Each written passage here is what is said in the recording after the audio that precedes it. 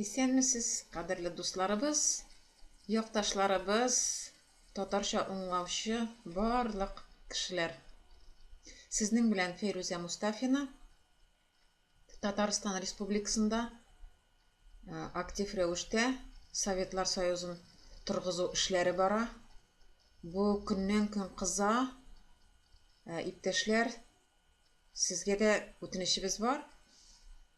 Ныгыттырып өйрәнегез бу хәбәрләрне и яңалыкларны тыңлап торыгыз, әзерләнегез сайлауларга, якын тирәдәге кешеләрегезгә, туган-тумачаларыгызга, якын кешеләрегезгә, эштәге хезмәттәшләрегезгә һәм дә таныш булмаган кешеләрегезгә дә хәбәрне бирә торыгыз. 1 майда безнең 2019 елның 1 майында ачык сайлаулар игълан ителде. Ул стартовый дата дип атала инде. Бер көндә генә сайлауларны башкарып чыгу бүгенге көндә мөмкин түгел, чөнки без оккупация хәлендә әле. Безнең сайлауларны бер көндә үткәрү физик яктан мөмкин түгел. Сайлауларны без әле помещениеларда үткәрә алмыйбыз. Аның өчен безнең постановление эшләнгән. Президиумда утверждать ителгән, вне помещения тоже сайларга мөмкин. Бу инде кайда уңайлы, кайда халык җыелып үзенең тавышын бирә ала. Төгәл урынга беркетелмәгән шундый сайлаулар булачак. Тагын нәрсә әйтәсем килгән иде. Ачык сайлауның нәрсә икәнен аңламаган кешеләргә әйтеп китәм. Ачык дата белән сайлау ул дәвам итәчәк. 1-2 ай дәвамында әле безнең халык күбесе белми сайлаулар башланачагын. Сезгә инде бөтен өмет, сез үзегезнең кешеләргә җиткерерсез дип, менә күз алдыгызга китерегез. 10 кеше бу сайлаулар турында белде ди. Һәрберсе 2 кешегә әйтсә бу турда, ул була 20 кеше, 20 кеше тагын 2 кешегә әйтсә, ул була 40 кеше. Шул 40 кеше яңадан 2 кешегә әйтсә, ул була 80. И шулай итеп без бөтен Татарстанда яшәүче кешеләргә бу хәбәрне җиткерә алабыз.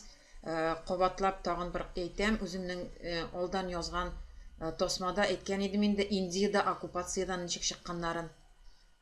Алар бернинди телефон булмаган килеш, интернет булмаган килеш, телевизорсыз, радиосыз, бер-берсеннән кулдан кулга листовкаларны басма рәвештә ясалган хәбәр итү мөмкинлеген файдаланып, берсеннән берсенә кулдан кулга тапшырып, бөтен халыкны бу турда белгертеп, бөтен халыкка, и алар 2 ел дигәндә оккупантларны куып чыгаралар үзләренең иленнән. Менә шуңа күрә бездәген аларның тәҗрибәсен куллана алабыз. Мин сезгә бу тасманың астында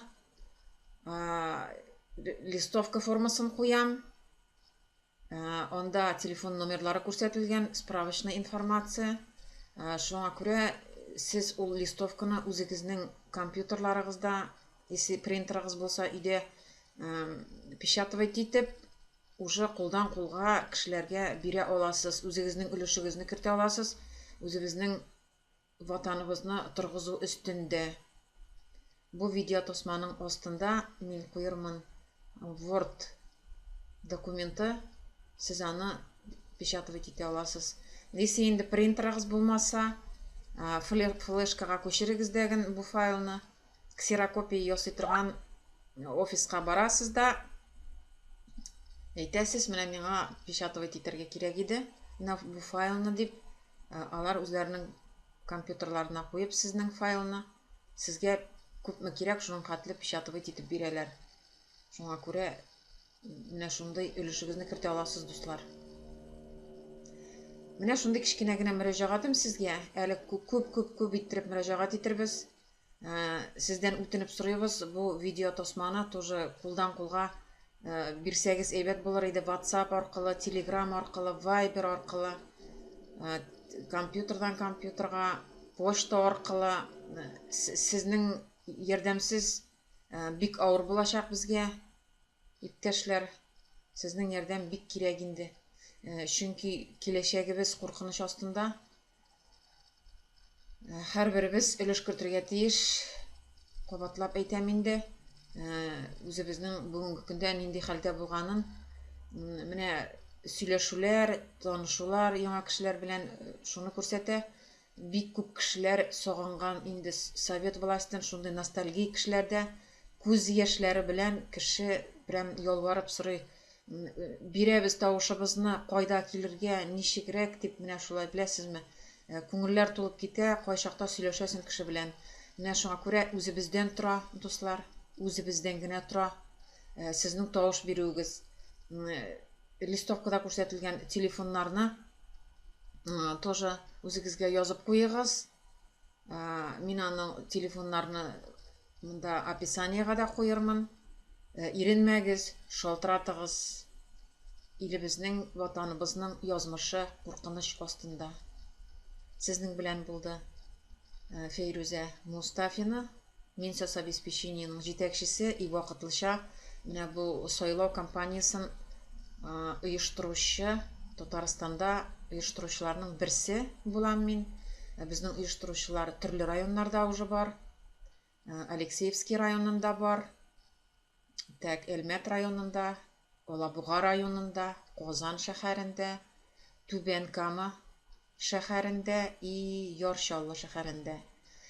Әйдәгез, сез дә кушылыгыз, бергәләшеп сайлауларны оештырыйк.